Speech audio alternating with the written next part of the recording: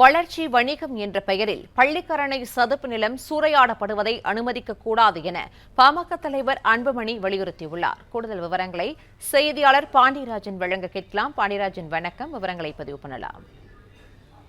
பாமக தலைவர் அன்புமணி ராமதாஸ் கூடிய அறிக்கையில் வளர்ச்சி வணிகத்தில் பள்ளிக்கரணை சதுப்பு நிலம் சூறையாடப்படுவதை அனுமதிக்க கூடாது என வலியுறுத்தியிருக்கிறார்.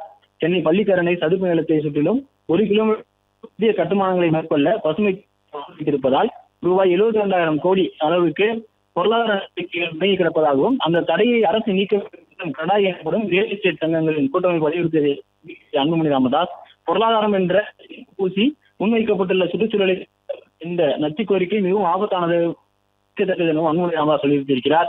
மேலும் ஒரு காலத்தில் அனைத்து தொடங்கி வரையிலும் இந்தி முதுசேரி வரையிலும் 15,000 ஏக்கர் பரப்பளவில் விருது கிடந்த பள்ளிக்கரணை சதுப்பு நிலம் 1725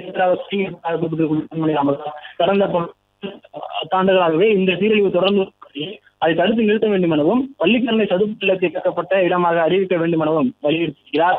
ஆம்சார் தளங்கள் பட்டியலில் சேர்ப்பது வலியுறுத்தி கடந்த 2003 முதல் சோழியநல்லூர் வரை குறிப்பிட்டிருக்கக்கூடிய அன்புமணி ராமதாஸ் தமிழ்நாடு அரசின் சதுப்பு நிலங்கள் பாதுகாப்பு மற்றும் மேலாண்மை அமைப்பு விதிகள் 2017 படி சதுப்பு நிலங்களை பாதுகாப்பதற்காக நெல்லிகள் வரையறை செய்யப்பட்டு அறிவிக்கையாக வெளியிடப்பட வேண்டும் எனவும் பாமக தலைவர் அன்புமணி ராமதாஸ் அவருடைய அறிக்கையில் வலியுறுத்தியிருக்கிறார்.